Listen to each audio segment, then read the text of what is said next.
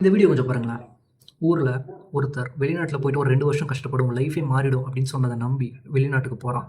அங்க போயிட்டு அங்க ஆல்ரெடி ஒர்க் பண்ணிட்டு இருந்தவங்கள பார்த்து, "நான் 2டே வருஷத்துல எங்க ஊருக்கு போயிடுவேன். நல்லா சம்பாரிச்சுட்டு போயிடுவேன்" அப்படின்னு சொல்றான். அப்ப அவங்க சிரிக்கிறாங்க. அந்த சிரிப்புக்கான அர்த்தம் அவனுக்கு புரியல. 2 வருஷம் கிடக்குது. 2 வருஷம், 3 வருஷம் ஆகுது. 3 நாள் ஆகுது. 4, 5 ஆகுது. இன்னும் அவனால ஊருக்கு திரும்ப முடியல. தன்னோட அக்கா கல்யாணத்த நேர்ல போய் பார்க்க முடியல. மொபைல்ல வீடியோ கால்ல பார்க்குறான்.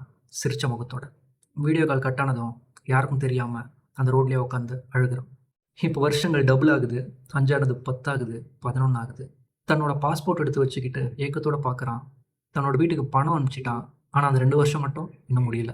அந்த 10 வருஷமும் டபுள் ஆகுது. 20 வருஷம் ஆகுது. தன்னோட வீட்டுக்கு பணம் சம்பாதிச்சு அனுப்பிட்டான். எல்லா கடனையும் அடைச்சுட்டான்.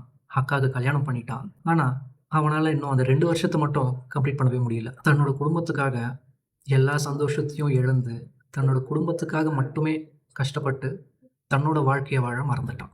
இந்த மாரி தன்னோட வாழ்க்கைய மறந்து, தன்னோட சந்தோஷத்த மறந்து, தன் குடும்பத்துக்காக மட்டுமே வெளிநாட்ல உழைச்சிட்டு இருக்கிற உங்க அப்பாவா இருக்கலாம், உங்க அண்ணனா இருக்கலாம், உங்க தம்பியா இருக்கலாம், உங்க ஹஸ்பண்டா இருக்கலாம். அவங்களுக்கு இந்த வீடியோ சமர்ப்பணம். அவங்களுக்கு இந்த வீடியோவ ஷேர் பண்ணி, ஒரு நன்றி. நன்றி சொல்லி அவங்க பண்ற இந்த விஷயத்த நம்ம சமப்படுத்த முடியாது. இருந்தாலும் நன்றி சொல்லுங்க. அவங்கள டேக் பண்ணுங்க. அவங்க நேம கமெண்ட் பண்ணுங்க. இந்த வீடியோ உங்களுக்கு பிடிச்சிருந்தா மறக்காம ஃபாலோ அண்ட் சப்ஸ்கிரைப் பண்ணிக்கோங்க. Stay positive. Love your self.